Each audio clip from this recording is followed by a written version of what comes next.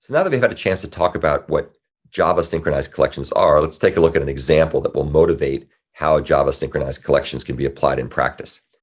This particular example comes from my live lessons repository. If you take a look in the Java 8 folder in the EX9 package that's under there, you'll see that there's an example, and this example demonstrates the differences between synchronized collections and concurrent collections quite dramatically by running a little benchmarking program that shows you why having a single lock can be a problem if you have lots of threads that are trying to access this shared collection simultaneously. So the particular piece of code we're going to look at is called run test. And as you can see, it takes in a number of iterations and it takes in a map. And the map is going to be used as a cache. In fact, it's going to be used as a Memoizer cache. If you refer back to one of our discussions we did when we were talking about the Java executive completion service, you may recall the concept of a Memoizer cache.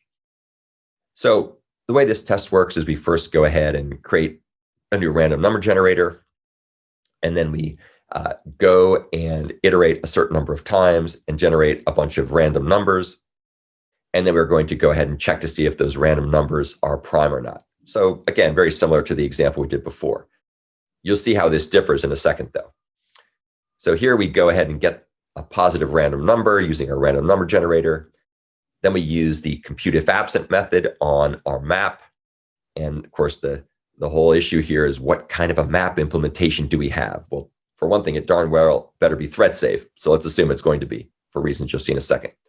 And then as we did before, it just checks to see if the numbers that came back is 0, in which case it was prime, or if it's non-zero, it's the smallest factor for a non-prime number. Here's the main program, or here's the way that run test works. As you can see here, it iterates for I equals 0, I less than the total number of cores on the machine, which on my new machines is 8, which is pretty cool.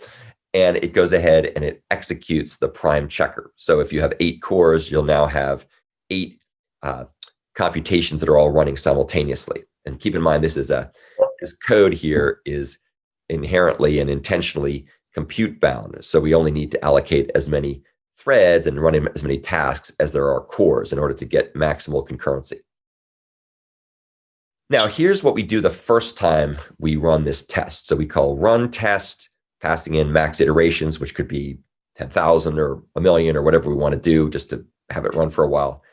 And the first implementation is going to say collections.synchronized map, new hash map. And what that'll do is that'll just take a good old non-synchronized hash map and wrap it up in a synchronized collection using the synchronized map factory method. So that's the end of the discussion of synchronized maps. Now, you don't see this from what we've talked about so far, but when we talk about concurrent collections, and then we compare and contrast concurrent collections with synchronized collections, you'll see that the concurrent collections are much more scalable and much more efficient compared to the synchronized collections. And that's because they don't have the limitation of a single lock that's going to become a point of contention and a bottleneck in highly concurrent programs on modern multi-core processors.